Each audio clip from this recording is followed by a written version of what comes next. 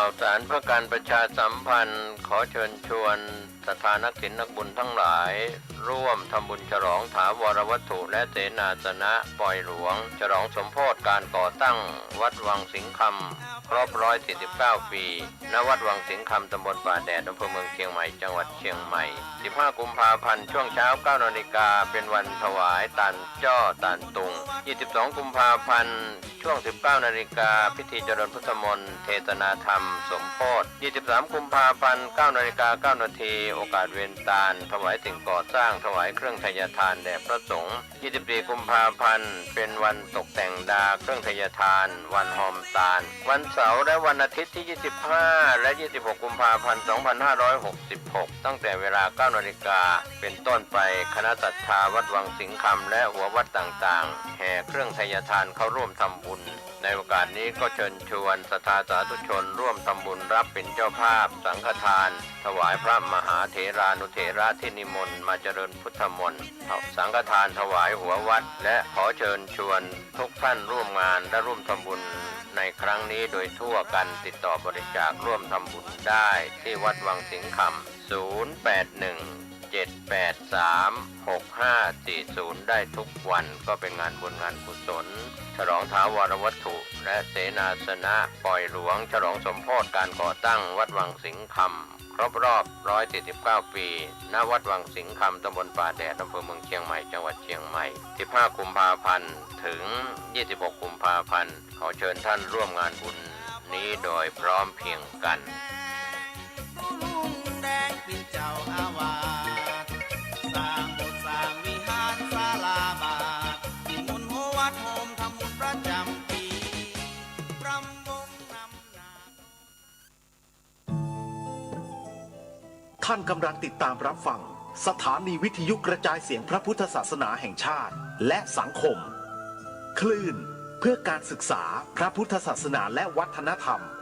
ระบบ FM 104.5 เมกะเฮิรตซ์รายการต่อไปเป็นรายการสปะสาระล้านนาดำเนินรายการโดยพ่อหนานไกรสอน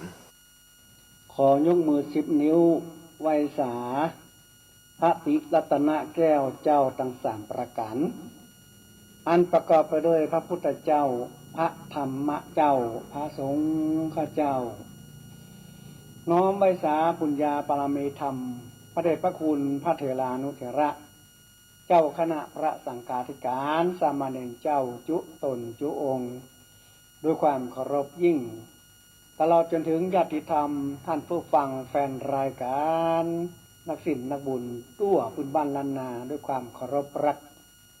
ครับผมยินดีต้อนรับเข้าสู่รายการสัปะเรื่องเมืองล้านนานะครับกับวันนี้ก็มาฟังพ่อน้อยพ่อหนานพ่อจันวัดต่อก็มานั่งหูจ่าพ่อแม่พี่น้องท่านผู้ฟังเป็นประจำเนื่อทุกวันอาทิตย์ตั้งแต่10 โมงถึง11 โมงนะครับตั้งจัดอยู่ที่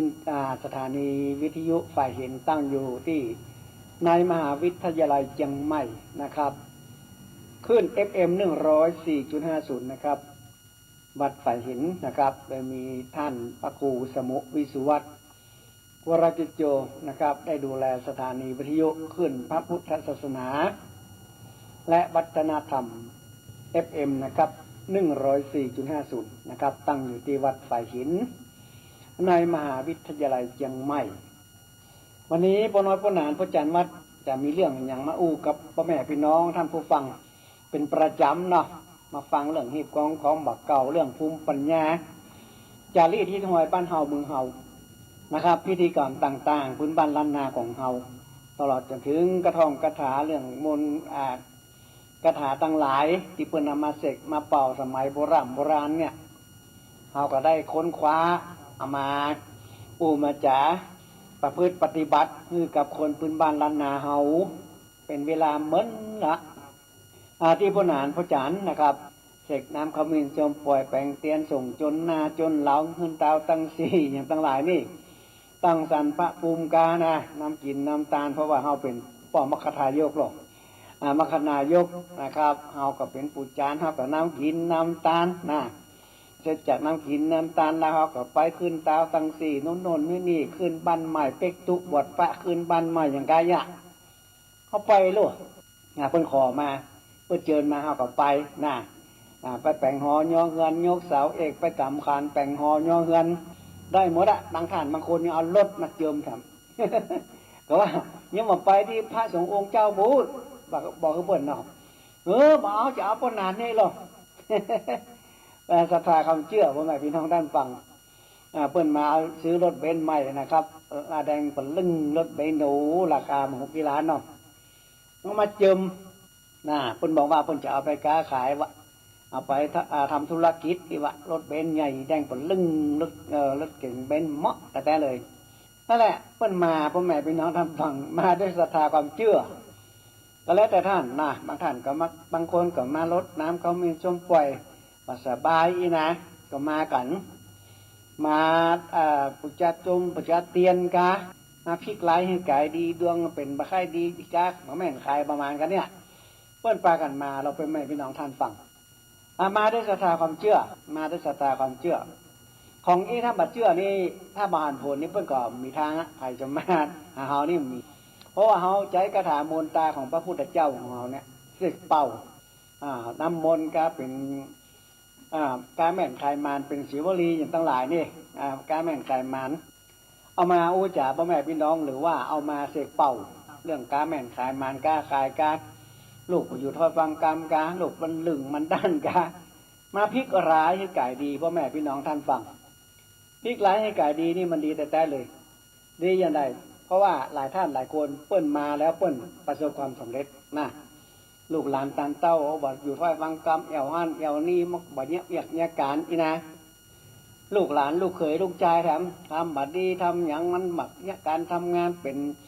สมมาเลเทเมาอีนะเปิ้นก็มาทำว่ามนตาพระพุทธเจ้านี่ห่อเสกเอาเป่าเอาสวดสาธยายใส่น้ำขมิ้นสมปล่อยนี่มันดีนะครับดีมากๆเลยศาสนาพระพุทธเจ้าของเราเนี่ยยังเอาไหว้เอาภาษาเนี่ยอิติปิโสสวากขาโตสุปฏิปันโนเนี่ยพระพุทธคุณพระธรรมคุณพระสังฆคุณเนี่ยเขาเอามาไหว้มาสามาเสกมาเป่าท่านผู้หลายท่านหลายคนที่เพิ่นมาบ้านพระอาจารย์พระนางไกรสอนเพิ่นมาบ้านพระอาจารย์พระนางไกรสอนอากงอาม่าตำจังใหม่ตำลำปูนลำปางแม่ห้องสอนหลายที่หลายตังนครสวรรค์ชัยภูมิหรือว่าตังปุ้นตั้งภาคอีสานหรือว่าตั้งกรุงเทพมหานครระดุงลาก็มากันเพราะเพิ่นมาได้อย่างไรเพราะเพิ่นหันในเฟซในไลน์ในเฟซบุ๊กใน YouTube กันเนี่ยเพิ่นเข้าไปดูไปฟังแล้วโอ้มันน่าสนใจเพิ่นกับปากันมาอากงอาม่าคุณหญิงคุณนายเพิ่นกับมากันเนาะตั้งชลบุรีหลายที่หลายต่างก็แล้วแต่ท่านถ้าท่านมีศรัทธาความเชื่อก็น้อมเจิญเนอะอันนี้แหละเหตุกองของบอกเก่าพ่อแม่พี่น้องท่านฟังอย่างพ่อหนานฟังนั่นนะว่านั่งเจริญภาวนาใจบทอย่างว่าอย่างใดนะพุทธคุณธรรมคุณสังฆคุณพระเจ้า5พระองค์ของเราเนี่ยนะโมพุทธะญะสะสวังอย่างเนี้ยนะโมพุทธะญะญะคาพุทโมนะนี่มันเป็นพระเจ้า5พระองค์ที่เอานับถือไหว้สากันถึงวันเนี่ย ที่เราได้อยู่ม่วนกินลำหิมาก้าขึ้นลูกหลานตานเต้ามีเป็นปริวารเป็นครอบครัวที่สมบูรณ์อันนี้เราอยู่ในศาสนาพระพุทธเจ้าก็เป็นสิ่งดีๆเลยพ่อแม่พี่น้องท่านฟังทั้งหลายวันนี้จะอู้เรื่องเคล็ดลับการค้าการขายอย่างทั้งหลายเนาะ หรือว่าสิ่งลี้ลับกันวันนี้ฟังการค้าการขายคนสมัยก่อนโบราณเนี่ยเพิ่นอย่างใดเวลาเพิ่นไปค้าไปขายนี่นะ เพิ่นจะหักไปหรอกหักบุงหักเปียกไปหรือว่าใส่กระสอบมัดหาไปไปขายในห้วยในดอยบ้านกอบ้านแมวอย่างพ้นขายไปไกลไปบนดอยหรือว่าแต่แล้วเพิ่นก็ใจงัวเหมือนกันนะใจงัวใจม้างัวตั้งเนี่ยหรือว่าเอาม้าเนี่ยตั้งของไปขายขายต่างบ้านต่างเมืองเพิ่นก็ได้ตังมาเพิ่นก็มีเป็นเศรษฐีมหาเศรษฐีกันสมัยโบราณไปค้าไปขายเนี่ยมีรถขี่รถไปเนี่ยมีต้องหาบไปเปอะไปหาบบุงหาบเปียกไปใส่ม้าใส่งัวต่างไปแล้วพวกก็ไปค้าไปขายต่างบ้านต่างเมืองพวกก็ได้สตังค์มาคนสมัยก่อนนะก่อนเพื่อจะไปเนี่ยพ่อแม่พี่น้องท่านอยู่ๆเพื่อจะไปมันปั้นเอาหรอกเพื่อจะต้องป่อหามือจันวันดีก่อนพอหามือจันวันดีคนสมัยก่อนนี้มันมีปกติแบบบัดเดียวเนาะเพิ่นก็นับไปหาพ่อหมอพ่อจานพ่ออาจารย์วัดพ่อปู่ ตู้ปู่ตู้โอ้ยตู้ลุงอย่างกันเนี่ยไปถามมาตู้ลุงเขาจะไปกานะวันที่นั่นที่นี้นะเขาจะไปเป็นเดือนพุ่นเนอแล้วจะปิ้งไม้นะประกอบหามื้อจันทร์วันดีหามื้อจันทร์วันดีจากพวกป้อหมอครูบาอาจารย์หรือป้อจันทร์วัดหรือว่าคนเฒ่าคนแก่ป้อหมอเมืองเนี่ยเพิ่นจะเป็นคนหามื้อจันทร์วันดีหรือว่าไปหาตู้ลุงตู้ปู่ก็ได้ไปถามว่าวันนั้นเขาจะไปกานะวันนั้นจะดีกว่าหาอย่างเพิ่นไปถามก็หรอนอกจากเพิ่นไปถามตู้ปู่ตู้โอ้ยตู้ลุงอย่างแล้วเนี่ยเพิ่นยังมีวิธีการอย่างหนึ่งฟังเนอะเวลาเพิ่นไปกาเนี่ยเพิ่นไปกาเพิ่นจะไปกาไปขายคนสมัยก่อนที่เพิ่นไปกาบนดอยบ้านมงบ้านแมวต่างบ้านต่างจองกูหรอกอย่างบ้านเฮาเมืองเฮาบ้านเชียงใหม่ล้านนาเนี่ยนะขึ้นบนดอยวะไปหามงหาแมวหาอย่างทั้งหลายเพิ่นไปทางปูนมันมีหรอกเป็นกาเป็นเล่อย่างมีช่อปลาทูปลาเค็มช่ออย่างไปขายฮื้อมงฮื้อแมวฮื้อคนดอยปักกะยออย่างทั้งหลายนี่เพิ่นเอาไปขายเพิ่นหามื้อจัดวันนี้เรียบร้อยแล้วเพิ่นมีวิธีหนึ่งนะฟังเพิ่นจะเสี่ยงโจกเสี่ยงลาบว่าจะไปครั้งเนี้ยไปกาไปขายเนี่ยมันจะรวยพลิกมาก็หรือว่ามันจะได้กำไรนักก็มันจะอย่างว่ามันจะปุดตื่นมันจะเป็นอันตรายก่อยนะเพิ่นจะทำวิธี นะครับเดี๋ยวฟังหน่อยทำวิธีนี้ได้ 2-3 อย่างนะครับ 2-3 อย่างอย่างที่หนึ่งเนี่ยเพิ่นจะเอาไก่นะไก่เนี่ยเพิ่นจะเอามาตัวหนึ่งเพิ่นจะเอามาฆ่าไก่ตัวหนึ่งเพิ่นจะเอามาทำวิธีมาการไปกาครั้งเนี้ยได้กำไรได้อย่างนักก่อนมันจะไปมันจะรวยก่อนนะเพิ่นยังไงเพิ่นเอาไก่เนี่ยมาแกงอ่อม มาแกงอ่อมตัวเป็นก้อมมันต้องเอาก้อมใหญ่เนี่ยก้อมพอหายพอดีก้อมแล้วก็ตีนมันเนี่ยเพิ่นมากกเล็บมันออกตีนไก่มากกเล็บออกแล้วปากไก่เนี่ยเวลาเพิ่นตัดหัวตัดคออย่างนั้นน่ะเพิ่นเอาจิ้นเข้ายัดตั้งในปากคือปากมันคือปากไก่มันแล้วก็เพิ่นก็เอาแกงตัวกันแล้วเพิ่นจะดูได้อย่างไรว่าการค้าการขายเอาไก่เข้าใส่หม้อแกงอ่อมไม่นะ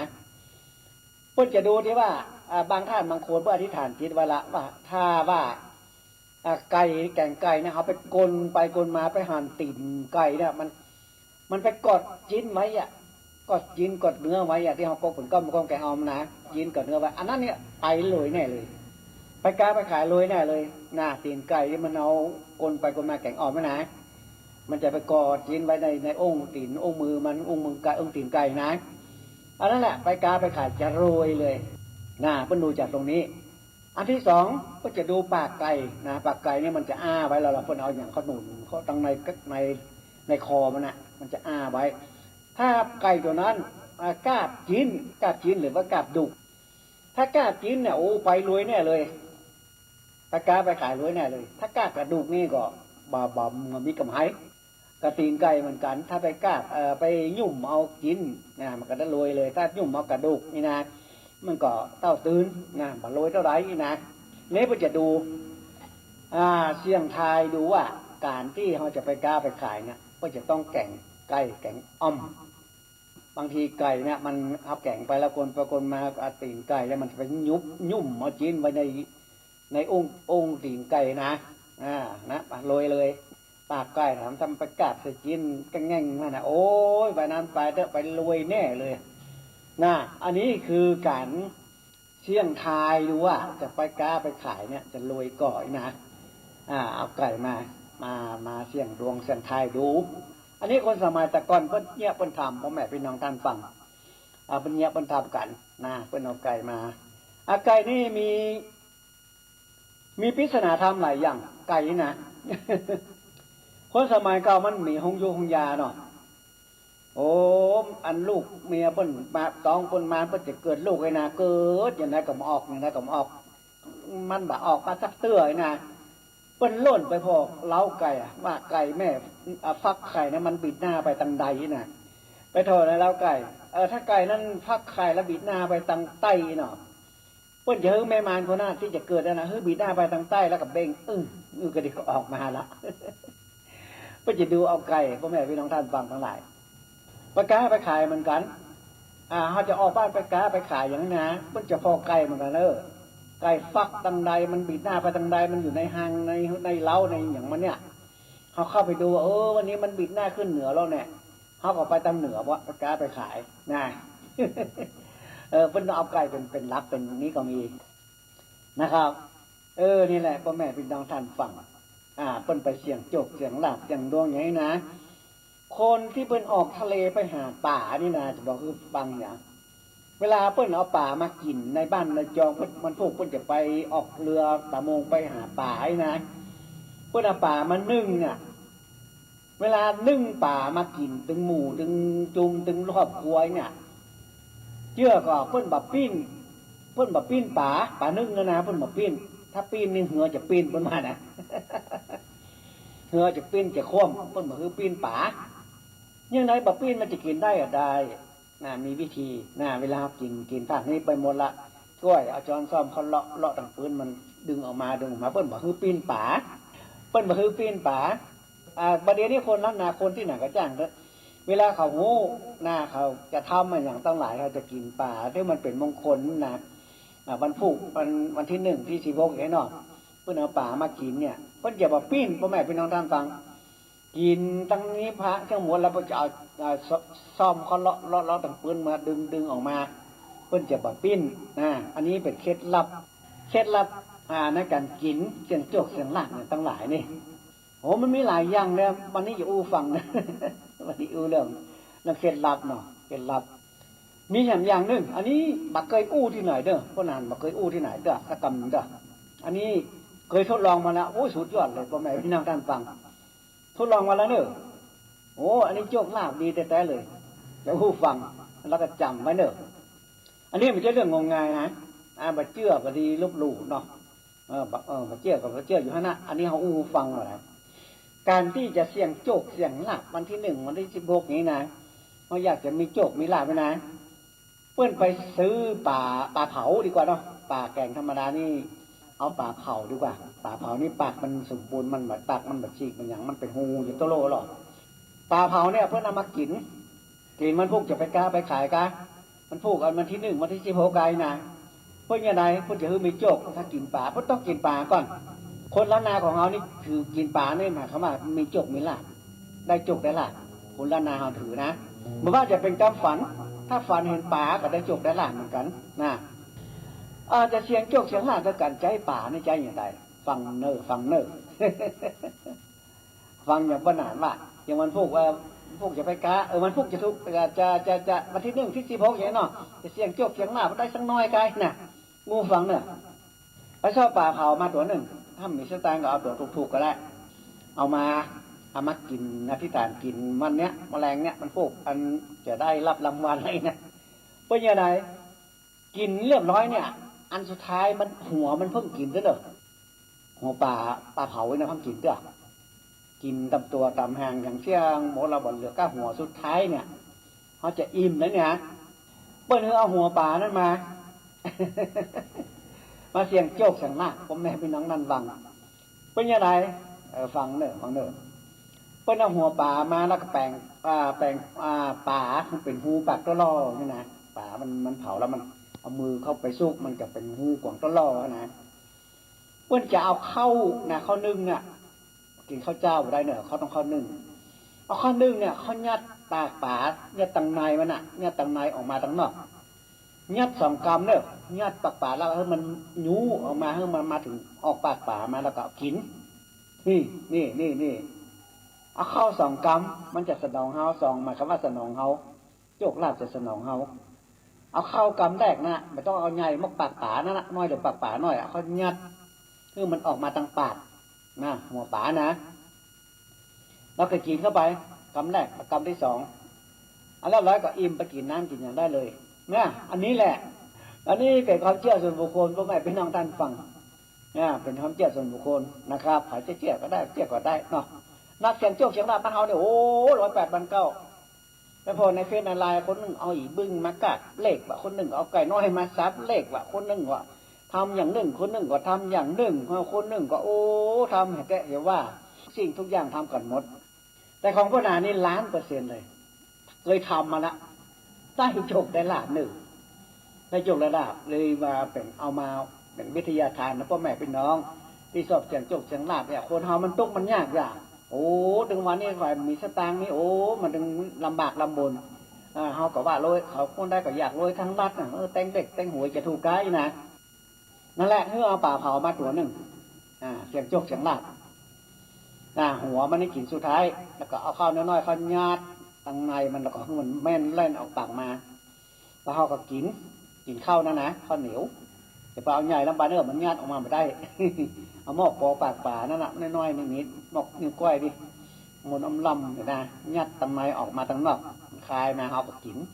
2 กำพ่อแม่พี่น้องท่านฟังนั่นน่ะเฮงๆรวยๆเลยเนอะ อันนี้เป็นเคล็ดลับการเสาะโจกโซลาโจกหาลาภนะครับ อันนี้แหละพ่อแม่พี่น้องท่านฟังทั้งหลายคนสมัยเก่าสมัยโบราณนี้เป็นไปเสาะนะว่าหากินไปก้าไปขายอย่างทั้งหลายเนี่ยไปก้าไปขายอย่างทั้งหลายที่เนี่ยเปิ้นมีเคล็ดลับในการไปพ่อแม่พี่น้องท่านฟังไปก้าไปขายนี่คนสมัยก่อนนี่เวลาจะออกบ้านไปขายนี่นะถ้าไปปะแต่ไม่มานี่เปิ้นเหมาละปิดบ้านคืนไปใหม่หาบ้านไปใหม่ถ้าไปเดี๋ยวได้ไปเอาบ้านไปสักบึดไปปะแต่ไม่มานเตียวมาพอดีโอ้วุดมาไปละปิกเพื่อนว่ามันจะมีมารผจญตรงหน้าอีกวะนาคนเล่าแกมันว่านะมันจะปิกแล้วก็ปิกออกมาบ้านหาใหม่เนี่ยเปิ้นไปกาไปขายสมัยเก่าสมัยโบราณนี่เปิ้นจะหามือจันทร์วันดีจะมีเคล็ดลับในการไปพ่อแม่พี่น้องท่านฟังเคล็ดลับในการไปกาไปขายไปกาไปขายเปิ้นจะมีเคล็ดลับเป็นนั้นนี่แหละสิ่งดีๆเลยสิ่งดีๆแต่เลยพ่อแม่พี่น้องท่านฟังทั้งหลายนะฮะเสียงโจกเสียงดาบไปกาไปขายขอกาแม่นขายหมานี่นะอย่างตำนานมันมีอยู่บนหวานคนสมัยก่อนเนี่ยมันไปกาอันนี้ฟังเนอะมันไปกาไม้บัดจกเนี่ยไม้บัดจกคือจกคือลาดเนาะบ้านเฮาเป็นห้องไม้บัดจกตังจังไฮจังน่านเป็นห้องไม้บัดเคาะตังพูดเป็นเคาะบ้านเฮาเป็นโจกนี่วะมันห้องเหมือนกันบักเคาะวะมันเป็นเคาะเป็นไผ่วะโกนตังนั่นตังแป้ตังยังไฮนะเป็นห้องบักเคาะบ้านเฮาห้องบักโจกความเป็นมาบักโจกกับบักเคาะนี่มันเป็นอย่างไรนะฟังนะวันนี้นะ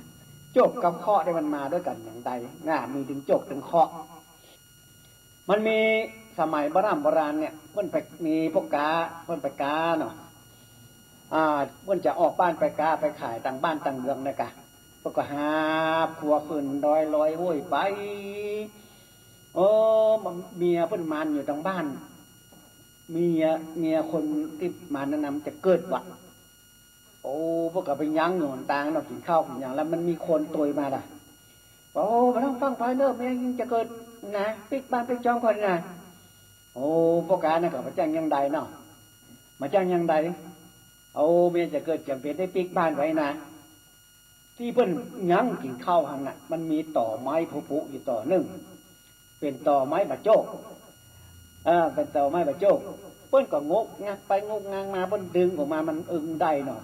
เพิ่นก็ดึงออกมาแล้วเพิ่นเอาของเอาครัวอย่างเข้าใส่ในขุมในหูแล้วเพิ่นเอาไม้นั้นปิดลงคืนเนี่ยกะเอาปิดลงที่ในหูคืนแล้วก้อยปิกมาเอาที่ห้านี้นะ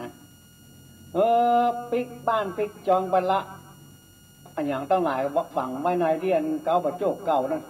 ไม่ใช่ฝังเอาไว้ในกวงบะโจกที่มันทุกมันฟังเพิ่นดึงมาแล้วเพิ่นเอาปิดคืนเนี่ยกะก็เดี๋ยวมีพวกกาหมู่นึงมาแหละมามากินข้าวเชื่อนั่นละเชื่อให้มันเป็นที่น้ำออกน้ำบ่อเนาะเพิ่นกินข้าวแล้วเพิ่นก็ไปยืนคอนไม้บะโจกน้ำกุ้งงัดไอ้อย่างมีในนี่เนาะ เพิ่นก็ยกต่อบะโจกมีครัวเงินครัวคำครัวอย่างที่เพิ่นจะไปกาไปขายมันนะฮั่นพวกกาคนนั้นก็เลยเอาครัวนั้นมาเพิ่นขายมาไว้นี่ไว้เนาะคนที่เอาไปนี่เป็นโจกคนที่เอาไว้นี่เป็นข้อพ่อแม่เป็นน้องดันฟังในบนห้องบะโจกบะข้อนะห้องเหมือนกันคนที่เอาของไปนี่ได้โจกคนที่เอาของไว้นี่เป็นข้อคนที่เอาของไว้นี่ถ้าจะเป็นคนแปะคนนั่นเนาะคนห้องไม้บะข้อคนที่เอาไปนี่เป็นโจกเป็นลาบคนอยู่เชียงใหม่ลำพูนอยู่ในกาเลยนะคนห้องโจกไม้บะโจกนะอันนี้แหละไม้บะข้อบะโจกเป็นโจกเป็นลาบเนาะ นี่แหละครับพ่อแม่พี่น้องท่านฟังทั้งหลายอย่างพระนานฟังคราวที่แล้วเรื่องการเจริญภาวนาที่เอาไว้สาในศาสนาพระพุทธเจ้านี่เขาไว้ศาสนาพระพุทธเจ้านี่ อย่างทั้งหลายดีหมดเขาเจริญภาวนาเขาอยู่ในศาสนาพระพุทธเจ้านี่เขาทำอย่างเป็นกั้นกรุงเรื่องพ่อแม่พี่น้องท่านฟังอย่างพระนานเคยคราวที่แล้วเนาะการกลุ่มรุ่งเรืองมากๆเอานั่งสมาธิเจริญภาวนาสวดมนต์อย่างทั้งหลายนี่นะ ดีแต่เลยพ่อแม่พี่น้องท่านฟังดีมากๆเลยถ้าว่าเอานั่งมาขำมาคืนเอาไหว้พระแล้วก็เอาสวดมนต์อย่างเรียบร้อยเนี่ยอย่างพระนานคราวที่แล้วนั่นนะคือเจริญภาวนาพ่อแม่พี่น้องท่านฟังการเจริญภาวนาเนี่ยเขาจะยื่นได้ก็ได้เพราะว่าในศาสนาพระพุทธเจ้านี่พระได้กระชิดว่าต้องทำอย่างโน้นอย่างนี้มามีทุกข์มันมีชิดมันมีพิษแล้วก็มันมีทุกข์ทำอย่างไรก็ได้หมดจะหายใจพูดโธอีกได้ก็เรื่อยๆนะครับได้เรื่อยๆกำหนดจิตกำหนดใจเฮาพูดโธหายใจเข้าหายใจออกดึงประคำไปเรื่อยๆพูดโธไปเรื่อยๆซ้ำคนกับนะโมพุทธานะนะครับคนก็อิสาสุไปนะประคำไปเรื่อยๆแต่ครูบาอาจารย์ท่านเจ้าที่ขึ้นสู่ลงหาพระนานนี่ท่านหนึ่งนะครับเปิ้นเจริญภาวนานี่หลายรอบหลายอย่างเวลาเปิ้นสวดมนต์อย่างแล้วเนี่ยเปิ้นจะนั่งนับประคำเนี่ยว่าพุทโธพ่องว่าอะนะโมพุทธานะพ่องว่าอิสาสุพ่องนะเปิ้นจะว่าไปเรื่อยๆนะเปิ้นจะบักขี้การเปิ้นจะนั่งเมินนะครูบาอาจารย์ท่านเจ้าคนนี้เนี่ย เปิ้นบอกคือปนานว่าตอนสุดท้ายที่เขาจะนอนจะรับจะนอนละอย่างพระเจ้าพระก็จะจำวัดไอ้นะครูบาท่านเจ้าเนี่ยก็จะนั่งนับประคำนะครับนับประคำ108 รอบเลยนะนั่งเจริญสมาธิเนี่ยอย่างพระนานบอกเคยบอกแล้วนะถ้าจะมันขลังนะมันเกิดปรมีนะอย่างพระนานบอกคราวที่แล้วนะครับถ้าไผประจำก็โทรมาหาพระนานเนอไม่แล้วพระนานเจ้าจะจดอีนะ อันนี้เกิดบารมีแต่เลยพ่อแม่พี่น้องท่านฟังเขาว่าพุทโธอย่างก็ได้อิสาสุนะโมพุทธะอย่างก็ได้แต่ละครูบาอาจารย์ท่านเจ้าตอนที่ขึ้นสู่ลงหาพระนานนี้เปิ้นจะว่าอย่างหนึ่งเวลาเปิ้นจะจำวัดแล้วเปิ้นจะยุดไอ้นะเปิ้นจะนั่งสมาธิไอ้นะเปิ้นจะว่าอิสาสุนะโมพุทธะสะสุมังสัมปติฉามิเพ่งพาหาลอยธรรมสะวนกโรอายัมพทันตาขอหันทันตาขอจงเกิดเป็นปรมีเป็นปริหารกับตัวข้าแดเตอร์อีนะประดับประคำไป1 รอบ1 แกนอันนี้ดีแต่เลยพ่อแม่เป็นน้องท่านฟังจะเกิดปรมีสิ่งดีๆกับท่านขึ้นกับท่านเจ้าทั้งหลายบอกว่าจะเป็นเด็กเป็นคนยังก็ได้หมดนะถ้านั่งเจริญสมาธิได้นี่นะมันจะยาวให้น้อยเนาะอิสาสุนะโมพุทธะสุมังสัมปติฉามิเพ่งพาหาลอยธรรมัสสะมนกโรอายัมพทันตาขอให้เกิดหานท่านตาขอจงเกิดเป็นปรมีเป็นปฏิหารกับข้าแด่เตอสาธุนะไปเรื่อยๆ108 รอบพ่อแม่พี่น้องท่านฟังเกิดปฏิหารเนอะอันนี้ดีแต่เลยลองเตอะป้าว่าเชื่อว่ามันเกิดปฏิหารคืนคุณสู่ลงหานักกาแม่นใครมานคืดอันเงินก็ได้เงินคืดทองก็ได้ทองคืดโจกคืดลาภก็ได้โจกลาภนี่อันนี้ดีแต่เลยภายประจำโดมหาพ่อหนานเนอะอิสาสุนะโมพุทธะสะสุมังสัมปติฉามิเพ่งพาหาลอยธรรมสาวนากโรยามพทันตาขอหันท่านตาขอจงเกิดเป็นปรมีปริหารกับข้าแด่เตอสาธุนี่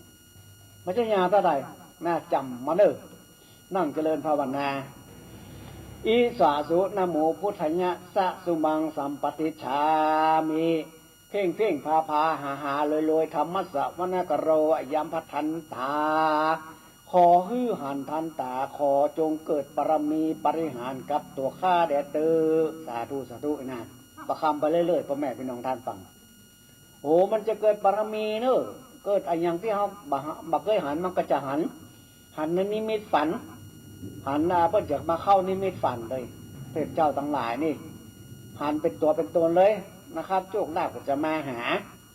อันนี้ดีแต่เลยพ่อแม่พี่น้องท่านฟังทั้งหลายเจริญภาวนาพุทโธพุทโธพุทโธ108 รอบแล้วก็ว่าไปเรื่อยๆว่าไปเรื่อยๆจนถ้าเราอย่างมันง่วงรับง่วงนอนสุดท้ายเนี่ยเขาจะนอนจะรับระยะครูบาอาจารย์ท่านเจ้าเพิ่นบอกไว้ว่าคือว่าอิสาสุนะโมพุทธัญญะสะสมวังสัมปติชามิเพ่งเพ่งพาพาหาลอยธรรมสาวนากโรยัมพทันตาของหันท่านตาขอจงเกิดปรมีปฏิหารกับข้าแด่เตอสาธุสาธุนี่ว่าติ๊กๆเลยว่าติ๊กๆจนได้108 รอบมันใจเวลาบอกวันเท่าใดอันนี้ดีแต่เลยได้ทุกได้ถึงจบถึงหลับได้ถึงเกิดปฏิหารย์กับตนตัวของท่านเจ้าทั้งหลายจำง่ายๆถ้าผ่ายประจำก็โทรมาหาพ่อหนานนี้พ่อหนานบอกกมอข้าจะเจ้าจะโจทย์มึงกรรมหรือว่ามีไลน์มีเฟซเนี่ยพ่อหนานส่งเฟซทางไลน์ก็ได้เนี่ยเป็นกรรมเจริญภาวนาที่สุดยอดเลยในศาสนาพระพุทธเจ้าเนี่ยโอ้ยจึงดีแต่เลยเนี่ยดีทำดีมีจิตใจเป็นสมาธิใจบุญสุนทานอย่างนี้นะเขาต้องเจริญสมาธิเนี่ยรวยเฮงๆเลยจะบอกก่อน อิสาสุนะโมพุทธัญญะสะสุมังสัมปติฉามิเพ่งพาหาเลยรวยธรรมัสสะวนกโรอยัมพทันตาขอหันทันตาขอจงเกิดเป็นปรมีปฏิหารตนตัวแห่งข้าแด่เตอสาธุนี่อันนี้แหละดีแต่เลยเป็นสิ่งดีๆที่พระอาจารย์พระนางไกรสอนนะครับได้หยิบยื่นให้กับบรรดาพ่อแม่พี่น้องท่านผู้ฟังนะครับแฟนรายการของพระอาจารย์พระนางไกรสอนยินดีต้อนรับทุกท่านทุกคนก็ขอขอบคุณยินดีแต่เลยที่เขาขึ้นสู่โรงงานนักนาป้านแต่ละวันก็มากันบางท่านบางคนบอกจำเบอร์โทรบ่ได้ก็ซุ่มมาจนมาพบก็มีบางท่านบางคนก็จำเบอร์โทรละนี่นะโทรไปหาจะไปหาเวลานั้นเวลานี้เนี่ยดีแต่เลยพ่อแม่พี่น้องท่านฟังมันเป็นกำลังจิตกำลังใจคนไข้คนป่วยคนบาดใบนะถูกตู้รองของไล่ผีใส่คนใส่ลมพัดลมเพเป็นจับเจาะเดาะด้อยเป็นกินข้าวบัลลัมกินน้ำบัลลงครอบครัวแตกแยกนี่นะเปิ้นมาทำล่ะพลิกร้ายให้กายดีพลิกร้ายให้กายดีนะเวลาเราทำเนี่ยเราใจเนี่ยศาสนาพระพุทธเจ้าเนี่ยพุทธคุณธรรมคุณสังฆคุณอย่างเนี้ยเอามาเสกมาเป่าลูกเพื่อกับบรรดาพ่อแม่พี่น้องท่านฟังทั้งหลายมาเสกมาเป่ามาใส่เก้าดำหัวหน้าเป่าใส่เก้าใส่หัวเป็นสิ่งดีๆเลยเวลามาทำไม่ต้องมาถามว่าปีนี้ปีชงก็ปีนี้ปีอย่างมันอย่างไรนะไม่ต้องไปถามเขาจะพิกร้ายให้ไก่ดีเลยเขาไม่ต้องไปถามละสมัยก่อนเพิ่นมีแล้วปีชงปีอย่างบ้านเฮาสมัยก่อนนี่เพิ่นฮ้องว่าอายุโจรคนเฒ่าคนแก่สมัยก่อนเพิ่นฮ้องว่าอายุโจรนี่โจรอย่างไหน3179เนี่ยตรงท้ายนะด้วย3ด้วย1ด้วย7ด้วย9อย่างเนี้ยปีนั้นนี่เพิ่นว่าอายุมันจนเพิ่นระมัดระวังทำบุญใส่บาตรมันก็จะหายไปนะนี่แหละดีแต่เลยเวลาไผมาทำการมงคลทั้งหลายในพ่อนานจะว่าจะเสกจะเป่าได้มนต์คาถามนต์สมป่วยแก้กาธรณีสันเอกธรณีสันหลวงกาคาถาบักเก่าบักล่ำโบราณกาเอามาสาธยายมาสวดมาเป่ามาเสกมาเป่ากับบรรดาพ่อแม่พี่น้องท่านผู้ฟังทั้งหลายเมตตามหานิยมการแม่งขายมานี่ดีใจได้เลยนะครับติโยเทวะมนุษย์สานังติโยธรรมามุตตาโมมนคาถาก็ไว้ว่านะสีนิหานะปิยเมตตานะโมกุโลนานะมหานิยมนะพระพรหมเสนานะปัญญานะบุญญาปรมีนะมหาสตินะมั่งมีสีสุขขอมันเกิดเป็นนะเมตตาค้าง่ายขายดีมีกำไรค้าง่ายขายคล่องมีเงินมีทองเหลือกินใจนะองค์สาริกาตัวพี่จงมาเป็นทองสาริกาตัวน้องจงมาเป็นเงินเลยน้องทองเลยมาปุ๊บจากกระไผ่ไปเลาะพอเพ่งยิ่งกินนี่เขาจะเห็นชัดมี7เมตตานะมหาเสน่ห์มนิยมชมชอบองค์นารายกันจีวะองค์พญาคูดพุทธันละเลยนะในเงินนะในทองนะในทรัพย์นะเมตตานะลังอาถรรพ์พระสยามมินโทวโลอิติพุทธสังมีอิติอรหังสังหจักยังวรังพุทโธนโมพุทธัญญะนี่สั้นนิดเดียวนี่เลยน้ำจิ้มแต่แล้วยาวเหยียดเลยหลายนาทีอยู่ต้องนั่งเพราะว่านั่งเก้าอี้นั่งบนได้เนาะมาบ้านพระอาจารย์พระนานนะ มาต้องนั่งกับพื้นนั่งเก้าอี้แล้วก็อธิษฐานจิตเอานะสิ่งดีๆก็จะเกิดกับท่านเจ้าทั้งหลายอันนี้กิจของผู้น้อยผู้นานผู้จันมัดเนาะเนี่ยติ๊กมันมาเหมือนกันกิจของผู้น้อยผู้นานนี่เอาคำครูบาอาจารย์ท่านเจ้าที่เพิ่นได้สั่งได้สอนมาป่าทำอย่างนี้เนอะรดน้ำขมิ้นซ้ำปล่อยใจคาถาบทนี้เนยนะยันเตียนเนี่ยอันนี้เป็นเมื่อยเป็นไข้ก็อันนี้เป็นอย่างแก้ตู้ร่องของร้ายผีใส่ก้นใส่ลมปัดลมเพมันเป็นยันเตียนเป็นกระท่องกระถาการนี่เพิ่นจะสั่งสอนเขาหรอกครูบาอาจารย์ท่านเจ้าเพิ่นสั่งสอนเขามาเขาก็ทำไปตามนั้นทำไปตามที่ครูบาอาจารย์เขาได้ห้ามได้เฮียนมาดีแต่เลยพ่อแม่พี่น้องท่านฟังทั้งหลายเป็นสิ่งดีๆที่เขาได้หยิบยื่นให้กับบรรดาพ่อแม่พี่น้องท่านผู้ฟังไผอยากจะได้เตียนมาผู้จงผู้จานะครับน้อมเจิญเนอที่บ้านพ่อจานพ่อหนานอยู่ที่การเกษตรเทศบาลนะครับข้างปัจจาหายาหน้าร้านจะติดธงชาติหน้าแล้วก็เข้ามาอย่างหากันเนอที่บนขายต้นดอกต้นไม้ขายลูกหมาลูกแมวขายต้นดอกต้นไม้ขายกงหมากงแมวอาหารป่าอาหารกบอาหารเขียดนี่แหละที่ปนานโยหน้าบ้านปนานที่นี่โอ้ดีแต่ได้เลยหาง่ายเพราะต้องเข้าซอกเข้าซอยถนนใหญ่เลยเนาะพ่อแม่เป็นน้องท่านฟังก็มามาแบ่งกันได้เนอะโทรมาก่อนก็ได้เดี๋ยวจะบอกว่าโทรท้ายก่อนสิ่งดีๆจะเกิดขึ้นกับบรรดาพ่อแม่พี่น้องท่านผู้ฟังดีอย่างใดดีเพราะว่าศาสนาพระพุทธเจ้าของเราเนี่ยคนล้านนาเนี่ยเพิ่นจะถือมากๆเลยเป็นเจ็บเป็นใครเป็นป่วยเป็นอะไรอย่างตั้งหลายเนี่ยเพิ่นจะสวดเอาคาถาเอาบทสวดมนต์ของพระพุทธเจ้าเนี่ยมาเสกมาเป่ามาตั้งหลายนี่ก็จะเอามานะครับเอามาเสกมาเป่ามาสวดสาธยายอย่างพุทธทรงเจ็ดเนี่ยเวลาเป็นไข้เป็นเมื่อยเนี่ยเป็นไข้เป็นเมื่อยแล้วเขาก็เอาคาถาพุทธทรงเจ็ดเนี่ยเอามาเป่ามาเสกเป็นบัสบายนี่เป็นจมเจาะด้อยเป็นไข้ผู้หายอย่างทั้งหลายนะเอาพุทธทรงเจ็ดเนี่ยมามันก็มายาวนะครับประมาณสี่วรรคบาดายนะครับพระสังโฆสติสังโฆโตธรรมานังวิจโยตถายนะครับมันสี่บทบาดายเอามาเสกมาเป่าจะไข้ก็จะเมื่อยจะหายก็ซึ่งจะหายเนาะเป็นไข้ผู้หายมันเป็นเมื่อยเป็นไข้ก็จะหายนะอันนี้สมัยพุทธกาลนี้เป็นพระพุทธเจ้านี่เป็นใจบทเนี่ยสมัยก่อนนี้มันมียาหรอกแค่สมุนไพรเนาะสมัยโบราณไม่ยาแก้ปวดหัวยายาอย่างตั้งไหนที่ฟี่ที่ฟ้อนอย่างนี้มีซากอย่างยาแดงพระมงพระแม่อย่างมีสักอย่างมีก็สมุนไพรพระปู่หมอชีวกเพิ่นมาทำเอาสมุนไพรมาต้มมาอย่างตั้งหลายนี่นะแล้วพวกกระจายคาถาบทเนี้ยพวกทรงเจนมาศึกมาเป่าสวดสาธยายคนไข้คนเมื่อยได้หายนะอันนี้แหละเป็นสิ่งดีๆพ่อแม่พี่น้องท่านฟังทั้งหลายสิ่งดีๆพวกนั้นได้หยิบยื่นให้กับพ่อแม่พี่น้องท่านฟังเนอะสิ่งดีๆในศาสนาพุทธเจ้าโอ้ดีแต่เลยนะโมพุทธัญญะเนี่ยพระเจ้า5พระองค์เนี่ยกาพุทธโมนะเนี่ยมันเป็นคาถาเนอะ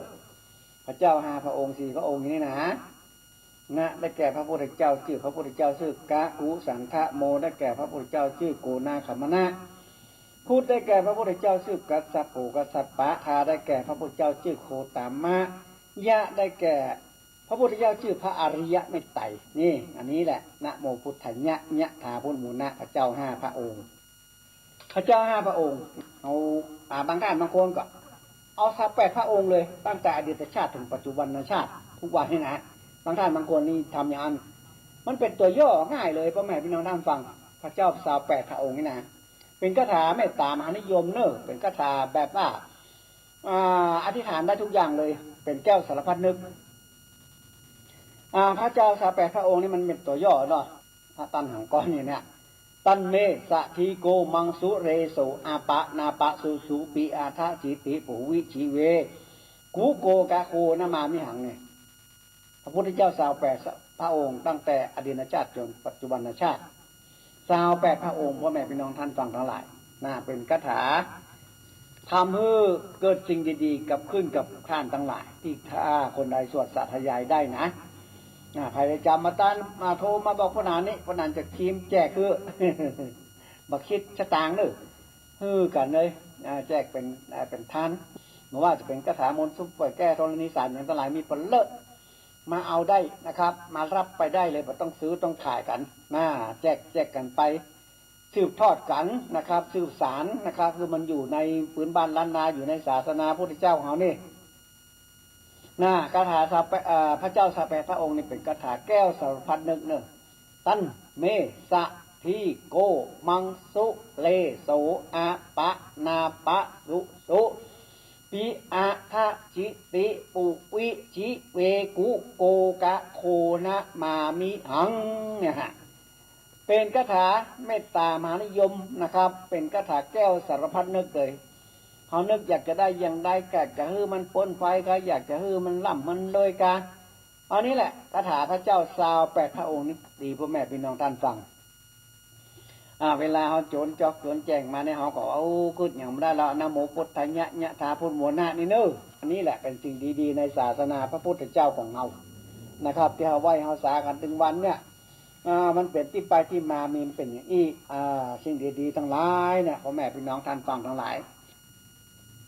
เวลาเขาไหว้มาขำมาเกินกับเขาไหว้หาคุณพ่อคุณแม่คุณพระพุทธคุณพระธรรมคุณพระสงฆ์คุณดินคุณไฟคุณน้ำคุณลมอย่างทั้งหลายนี่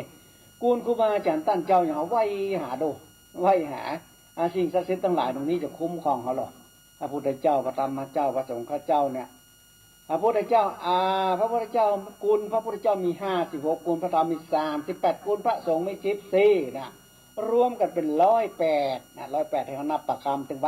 วันพุทโธพุทโธนะ108นะ108คุณพระพุทธเจ้า56คุณพระธรรม38คุณพระสงฆ์14คุณกะกุสันทะ12คุณแม่12คุณน้ำ12คุณโคตมะ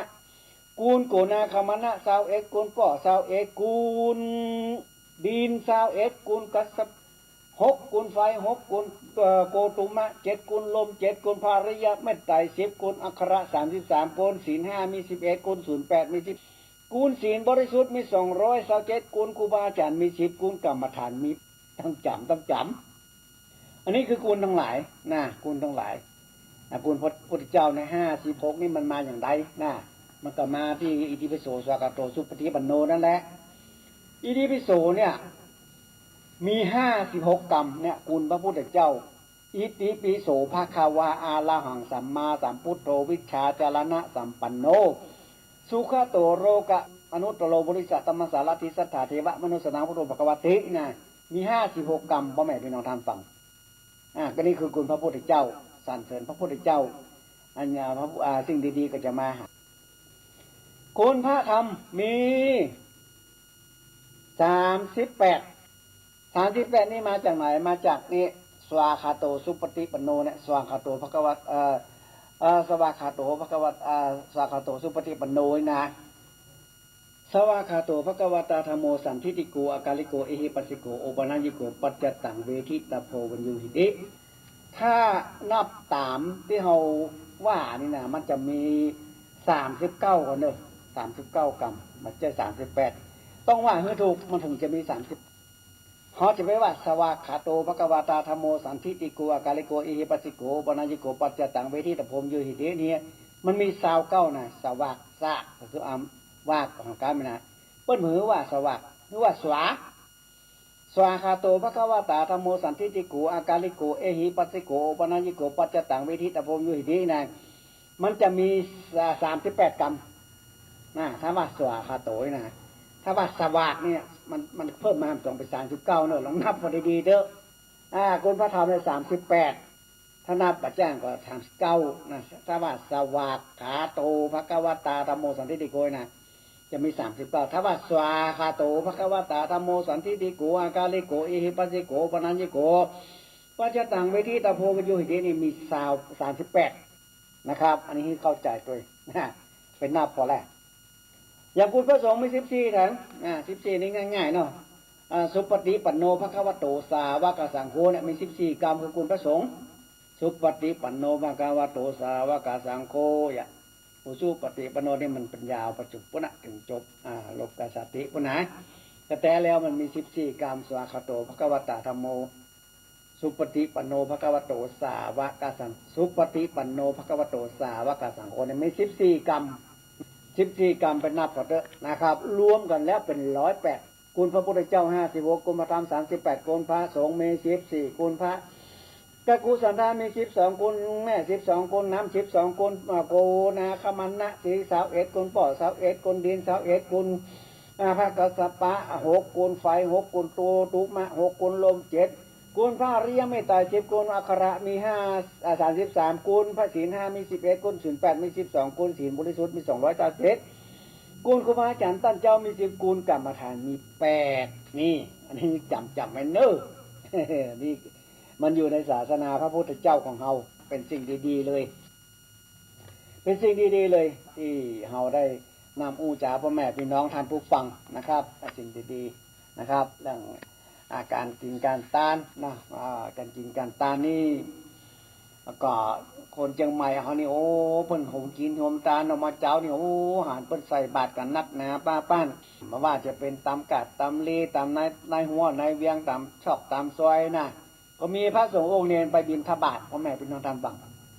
มีพระสงฆ์องค์เนรไปบิณฑบาตบางท่านก็มาปู๊ตี 4 ตี 5มาแล้วนะมาแล้วโอ้บางท่านก็มาขวาย8 โมงก็มีเป็นโมงเจ้า7 โมงนี่จะนักเนอะบอกว่าการปลูกเชียงใหม่การหลวงการที่ไหนทั้งหลายนี่7 โมงเมื่อเช้านี่นักระยะช่วง7 โมงนี่จะมีนักพระสงฆ์องค์เนรไปบิณฑบาตนี่นะอันกินอันตานี่พ่อแม่พี่น้องท่านฟัง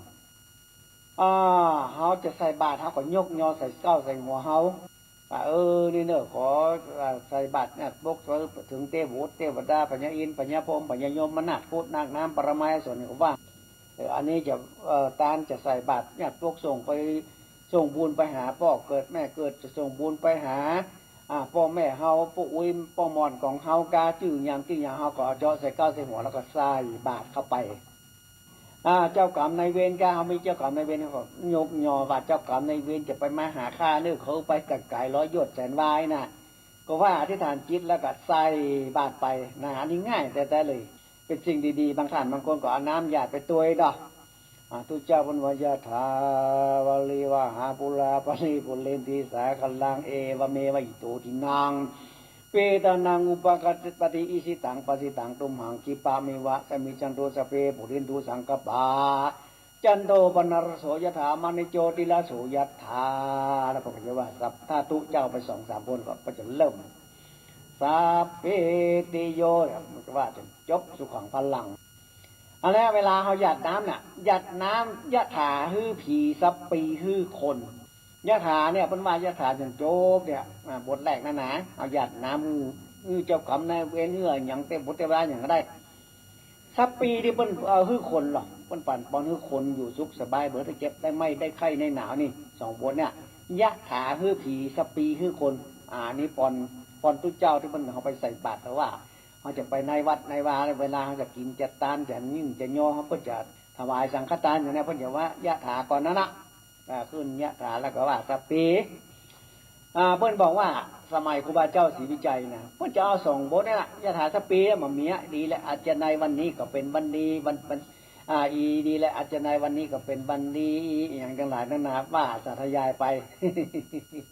เป็นวันดิถีอันพิเศษเหตุนั้นบัดนี้หมายมีเจ้าสนะสตาคนนั้นคนนี้ก็ได้มาคงขวายตกแต่งพร้อมน้อมนำมาอย่างทุบปะผู้ผาดงดอกดอกไม้อย่างทั้งหลายนะ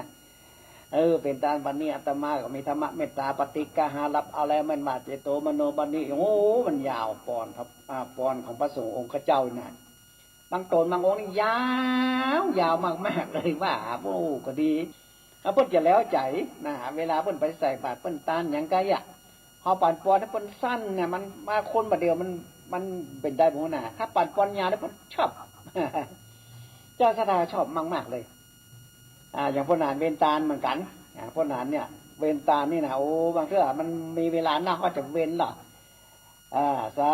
ธุกาสาสิลิเวสุธีมากูตาปาวโรสุอุดมบรมทิรัตนาทลายพันเพลพระแก้วเจ้า3 ประการ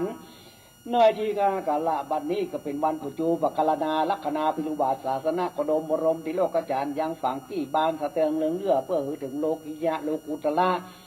มีมรรคนิพพานเจ้าเป็นเหตุว่าเป็นวันอย่างเขาว่าไปเป็นวันติดวันเสาร์วันจันทร์วันกันวันฟ้าติแจ้งติดจริงโหนว่าไป ก็มีพระมหาเจ้านี้มาถวายเป็นอาราการกองสองหน้าพระพุทธเจ้า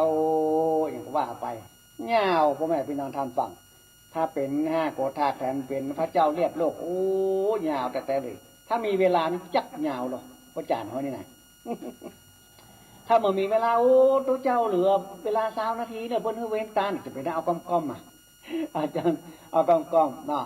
อาจารย์สั้นเลยกายะทวเลวัตจิทวเลมโนทวเลสัญจิจะโตสังอาสันติตสังปะระระโตจบง่ายๆสั้นๆก็มี น่ะอันนี้แหละเวลาเขาต้องดูเวลาพ่อแม่พี่น้องท่านฟังพระสงฆ์พระเจ้าบางท่านบางคนนี่เอาไปใส่บัตรผมว่าเมินเหมือนกันนะโอ้จังเงาเลยเคาะไปในเคาะไปนอกอย่างตั้งหลายโอ้เพิ่นห้ามเพิ่นอย่างก็ดีเหมือนกันนะก็ดีแต่บางท่านบางคนก็เยียดหาสัปปีเยียดหาสัปปีดีคนเฒ่าคนแก่เมื่อก่อนคนห้องว่าหม้อแกงตอง หม้อแกงตองเป็นอย่างไรหม้อแกงตองคนเฒ่าคนแก่คนเปรียบเทียบว่าหม้อแกงตองหม้อแกงตองนี่หมายความไรเขาไปตั้งไฟเนี่ยกำเดียวมันได้กี่นะมันฮ้อนเว้ยเขาจะต้มฟักต้มไข่อย่างนี้นะถ้ามีหม้อแกงตองเนี่ยต้มกระเด็นสุกล่ะถ้าหม้อแกงดินนี่นะโอ้มันหนาเพื่อมันจะเดือดที่ปะโถจัดเมินง่าเอาไปตั้งไฟนะเพื่อมันจะเดือดแต่เมินที่คนเฒ่าคนแก่พูดว่าระวังเนอะไอ้ตัวนี้นะหม้อแกงหนาได้เดือดระวังเนอะอีกนะ คนสมัยก่อนพูดว่าไว้เนาะถ้าเป็นหม้อแกงตองนี่โอ้ยคำเดียวได้อย่างทำมหาวิบากทำอย่างตั้งหลายเพื่อนเอาไปเทศไปอย่างนี้นะคำเดียววะนะไปงานศพงานอบะมงคลไปเทศมหาวิบากเป็นนมุตนิปานนาสูตรเป็นทำไปอย่างตั้งหลายมาลายพดอย่างตั้งหลายนะคำเดียวละแล้วอย่างเพื่อนห้องอย่างก็สมัยก่อนนี่เวลาไปเทศงานศพนี่นะไป3-4 ตนเนาะตึงตู้ลงตัวนี้นะเพิ่นจะว่าหรอว่าสูญฐานแหวงแต่ไปฮะที่ทั้งคนบอกว่าอันเขาใบป่ายใบนะนี่ก็มีเพิ่นพ้องว่าฝน150,000เพราะแม่เป็นทางการฟังอันเน้นบางคนบางตนเนาะเอาเกาให้ใบตายให้ใบก็บางโคมสมเด็จเสด็จสาธุ แต่ตู้ลุงนี่บ่จังยาวเนอะตู้ลุงถ้าไปตัวนี้โอ้เพิ่นจะว่าเกาเผื่อไปเกากู้ใบเลยน่าจะเช็ดมาลุนเพิ่นหมดตู้ลุงนะเวลาไปเตะงานศพเนี่ยไป3-4 ตนนะสามเณรนี่โอ้เอาเกาใบป่ายใบนะพระท้องมอกแก่งตองพ่อแม่พี่น้องท่านฟังทั้งหลายนะเวลาน้อยเดียวเด้อจดเบอร์โทรเด้อ082-888-1756อันนี้เบอร์พนานเด้อไผจะหามื้อจันทร์บันดีปฏิทินล้านนานเด้อน้อมเจิญโทรมาหาพนานน่าจะเป็กตุปพระขึ้นบันใหม่น่าตั้งศาลพระภูมิกาหรือว่าจะทำมันอย่างทั้งหลายเนี่ยที่เป็นการมงคลนี่ได้หมดพ่อแม่พี่น้องท่านฟังทั้งหลายหรือว่าจะมาพบน้ำคำเมนสมป่วยมาแก้ตู้รองของร้ายผีใส่คนใส่ลมพัดลมเพเป็นจอมเจาะด้อยเป็นกินข้าวบัลลัมกินน้ำบัลลงก็กลัวแต่แยกนี้นะมาทำพลิกร้ายให้กายดี อันนี้เป็นความเชื่อส่วนบุคคลพ่อแม่พี่น้องท่านฟังใครจะเชื่อก็ได้บ่เชื่อก็ได้บ่ได้บังคับกันแต่เฮามีครูบาอาจารย์ตั้นเจ้าอยู่เขามีขันครูอยู่เขาทำโดยที่ว่าเขาจะช่วยคนมันจะว่าโอ้มาจะต้องใส่ขันครูต้องอันบัดใจมันมีสักบาทก่อนต้องใส่อันนี้คือช่วยคนพ่อแม่พี่น้องท่านฟังบางท่านบางคนเนี่ยเงินสวเนี่ยเดือน600-800อย่างเนี่ยเขาจะไปโอ้ต้านดีบัดได้พ่อแม่พี่น้องท่านฟังช่วยคนเนี่ยมันได้บุญได้กุศลคนไหนก็ใครมาคนไหนก็ใครมาคนไหนก็ใครมาเพราะว่าอย่างเขาบ่ได้เรียกร้องพ่อแม่พี่น้องท่านฟังเขาเอามนตาพระพุทธเจ้าเนี่ยเสกเป่าคือกระถาโบราณธรณีสันเอกธรณีสันหลวงเนี่ยมนต์สมป่วยแก่ของครูบาเจ้าศรีวิจัยอันอย่างทั้งหลายเนี่ยบารมี9 จันทร์ครูบาเจ้าศรีวิจัยเอาเสกเอาเป่ากระถาโบราณครูบาอาจารย์ตั้นเจ้าที่ได้เฮียนมานี่เอาไปเสกไปเป่าโอ้ดีแต่พ่อแม่พี่น้องท่านฟังดีแต่เนี่ยฟังเนอะฟังวันที่วันทุกวันติดต้องวันติด10 โมงถึง 11 โมงเนอะสถานีขึ้นวัดฝ่ายหินมาฟังกันหลายท่านหลายคนดีเจหลายที่หลายตั้งเพิ่นฟังเพิ่นเข้าใน YouTube เพิ่นมากันนักเนอะมากันดีเจที่เพิ่นดังๆกับมากันนักเลยเพิ่นบ้านนั้นน่ะเฮาก็เพิ่นมาบางที่บางคนบางครั้งบางทีเฮาก็โอ้อันนี้จังเสียงได้แล้วเนี่ยถามเพิ่นพอจะฟังเพิ่นกันนะอันนี้แหละสิ่งดีๆพ่อแม่พี่น้องท่านฟังทั้งหลายมาฟังรายการพระอาจารย์พนานไกรสอนไกรสอนนาคามาฟังพระอาจารย์พนาน นะครับยินดีนะครับกับพ่อแม่พี่น้องท่านผู้ฟังทุกท่านทุกคนในพื้นบ้านล้านนานะครับที่ฟังรายการสัปเรื่องเมืองล้านนาของพ่อจารย์พ่อหนังกระสอนนี่ยินดีขอบคุณแต่ๆเลยนะครับที่บระอีกองของบักเก่าเรื่องปัญญาภูมิปัญญาเรื่องกระท่อมกระถาเรื่องบักเก่าโบราณทั้งหลายนี่พ่อหนังนำมามาจ่ายให้ฟังน้ำม่วนเนาะคนเฒ่าแก่เฮานะตึงวันนี้โอ้คนเฒ่าแก่ไม่ยังหาเด้อหมู่เดียวเสี่ยวกันนี่นะหรือว่าคนเพิ่นขึ้นสู่ลงหาก็มีนักมีหลายเพิ่นก็มานั่งนี่นะม่วนกันเด้อคนเฒ่าแก่เพิ่นสมัยก่อนเพิ่นนี่หยังเพิ่นเป็นตำรวจเก่าเพิ่นก็เอาเรื่องตำรวจนั่นน่ะสมัยก่อนเพิ่นเป็นครูเพิ่นก็เอาเรื่องครูน่ะสมัยก่อนเพิ่นไปกาบนดอยเพิ่นก็เรื่องบนดอยนั่นนะครับ อันนี้แหละเป็นสิ่งดีๆที่คนเฒ่าแก่เพิ่นแอวหาว่าอาจารย์พ่อนางกันสอนหน้าเวลาเลยหันน้อยเดียวจะได้คืนเวลาให้ต่างสถานีเพิ่นไปนะครับเลยเวลานาทีบ่ายเนาะจะคืนเวลาให้ต่างสถานีขอบคุณยินดีกับท่านพระครูสมุวิสุวัฒน์วรกิจโยเจ้าอาวาสวัดฝ่ายหินนะครับที่ได้ให้เวลากับพ่ออาจารย์พ่อนางกันสอนทุกวันอาทิตย์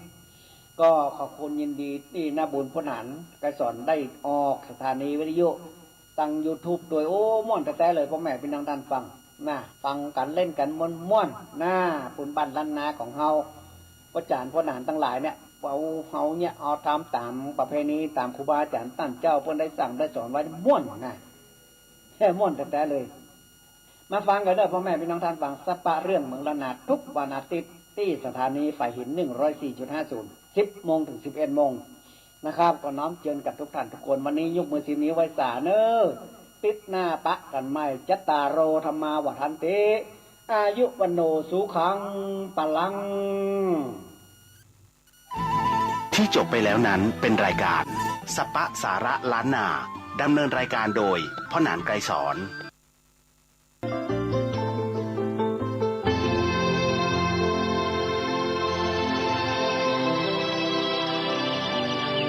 วันนี้เป็นวันพระขอเรียนเชิญพุทธศาสนิกชนทุกท่านมากลั่นจิตให้ใสกลั่นใจให้เป็นบุญด้วยการให้ทานรักษาศีลและเจริญจิตภาวนาน้อมจิตให้เข้าถึงพระรัตนตรัย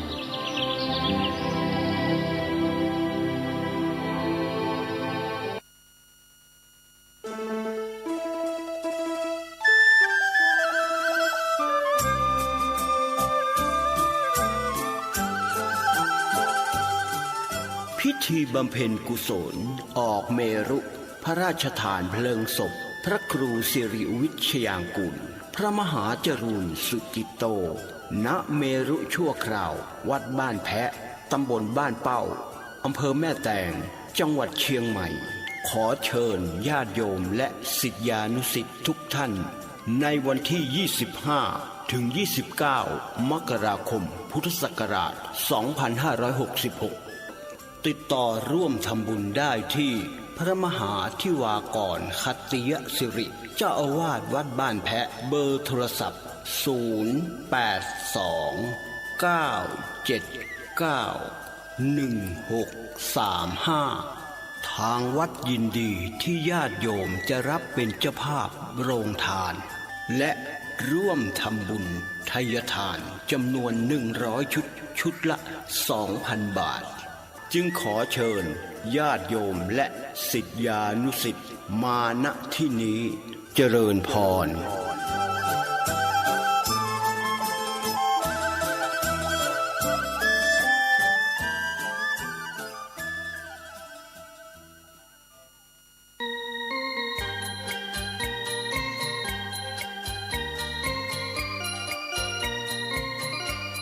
ข่าวสารเพื่อการประชาสัมพันธ์ขอเชิญชวนศรัทธานักศีลนักบุญทั้งหลายร่วมงานทำบุญปล่อยหลวงฉลองพิธีปิดทองรูปนิมิตผูกพัตสีมาและถวายโรงอุโบสถพระเจดีย์ธาตุณวัดชัยสถาน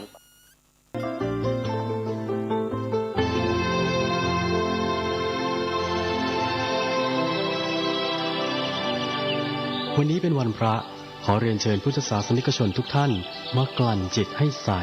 กลั่นใจให้เป็นบุญด้วยการให้ทานรักษาศีลและเจริญจิตภาวนาน้อมจิตให้เข้าถึงพระรัตนตรัย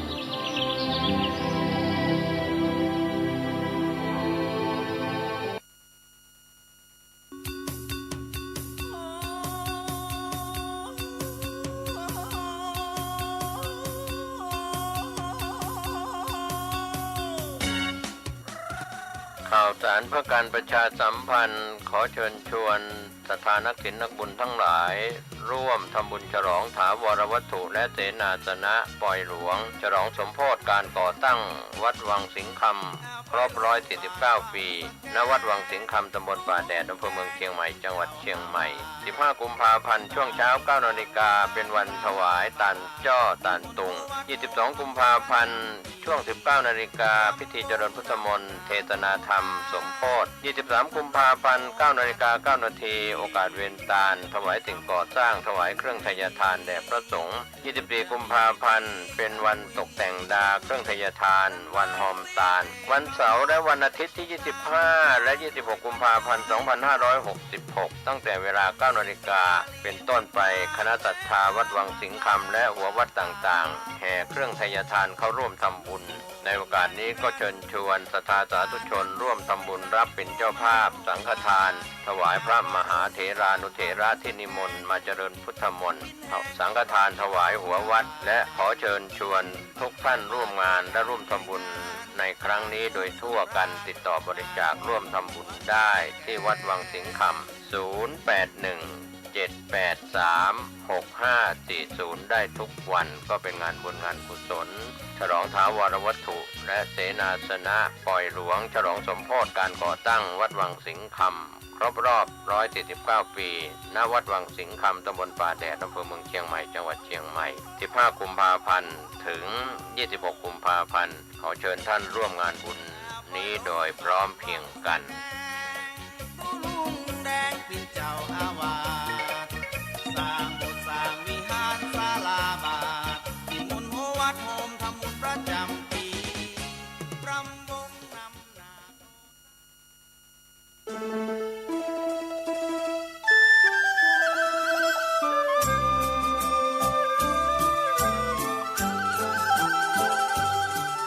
พิธีบำเพ็ญกุศลออกเมรุพระราชทานเพลิงศพพระครูสิริวิชยางกูลพระมหาจรูนสุกิโตณเมรุชั่วคราววัดบ้านแพะตำบลบ้านเป้าอำเภอแม่แตงจังหวัดเชียงใหม่ขอเชิญญาติโยมและศิษยานุศิษย์ทุกท่านในวันที่ 25 ถึง 29 มกราคม พุทธศักราช 2566 ติดต่อร่วมทำบุญได้ที่พระมหาธิวากรคัตติยสิริเจ้าอาวาสวัดบ้านแพะเบอร์โทรศัพท์ 082-979-1635 ทางวัดยินดีที่ญาติโยมจะรับเป็นเจ้าภาพโรงทานและร่วมทำบุญทายทานจำนวน100 ชุดละ 2,000 บาทจึงขอเชิญญาติโยมและศิษยานุศิษย์มาณที่นี้เจริญพร